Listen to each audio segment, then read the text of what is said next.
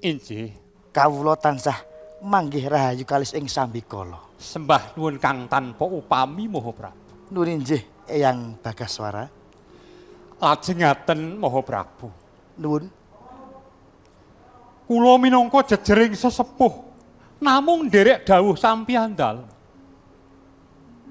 Kitab Pustaka Raja Peperintahan wonten asta dalem sumangga. Kula namung memanuki tindak sampyandal. Nuwun injih, sembah nuwun Eyang. Kula aturi lenggah langkung prayogi. Ngestakaken dawuh. Lajeng estu nyadong duka mbok bilih. Kula lepat utawi sampun bad nerak angger-angger paugraning wonten ing Gurdamulat.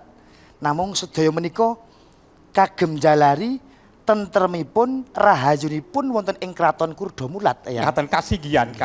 Mila sedaya para sentana dalem kadang-kadang kula nem badhe kawula aturi kraton Gurdamulat badhe kula prapat sigar semangka.